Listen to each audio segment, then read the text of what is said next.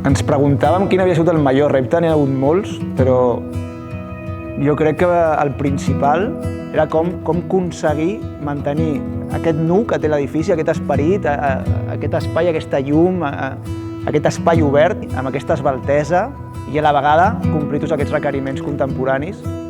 És realment, jo crec que el repte tècnic, arquitectònic i conceptual més gran del projecte.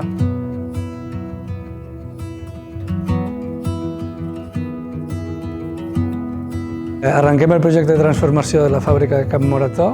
Ara mateix el repte està en aconseguir introduir un nou programa dins d'un edifici que va ser pensat per ser una fàbrica tèxtil i aconseguir mantenir els valors i els espais tan fantàstics que va generar aquest programa original per convertir-ho en un edifici contemporani que mantinga aquests valors, però a la vegada pugui ser un nou punt d'atracció, un punt d'ús i de record per als habitants de Pollença.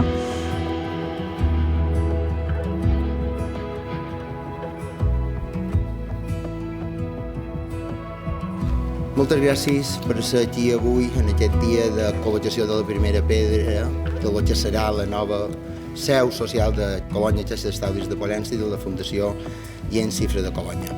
Venim de la història i anem cap a la història. Per una entitat financera de gestió social, una entitat com Colònia, humilment, crec que estem a punt d'escriure una de les pàgines més satisfactòries de lo que és els 145 anys d'història de la nostra entitat. L'espai de Can Morató era un repte. I era un repte perquè era recuperar un espai i tornar-lo a integrar a la societat, perquè té una història social i econòmica important. I a més també és un espai amb molt de valor patrimonial, com així el vaig catalogar al Consell de Menorca l'any 2002. És un projecte que ens motiva, que ens engresca i que, si el fa qualcú possible, els recursos que el fan possible, són les aportacions dels clients de Colònia.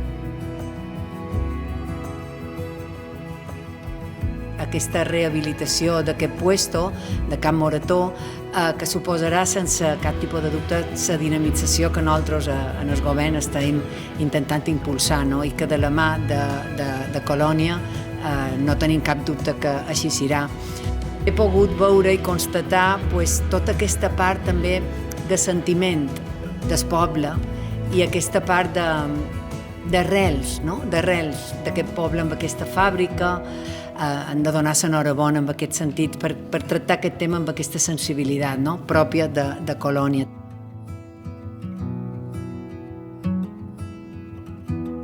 Permeteu-me que les meves primeres paraules siguin d'agraïment, a deixar-nos participar d'un dia tan important com avui. Avui recuperam una part del nostre patrimoni, de la nostra essència i de la nostra història. Però, per altra banda, també avui és un dia important perquè Caixa Colònia fa una passa més endavant. Una passa important en el compromís social, però també en totes les persones que confien en aquesta entitat bancària.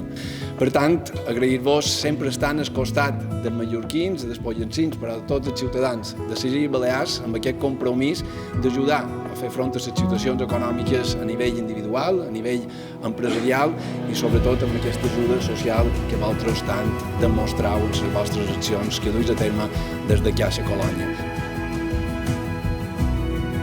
L'emoció és el que ha fet possible que en aquests moments estiguem aquí per posar la primera pedra d'un edifici que serà emblemàtic d'Impollença. Per tant, està lligat a Colònia, està lligat a un principi, a uns valors que realment me representen. Crec que Pollença seria diferent si no fos per la figura de Gent Cifra de Colònia. Enhorabona a tothom i, com diria, evidentment, en sentiments, llarga vida a Colònia.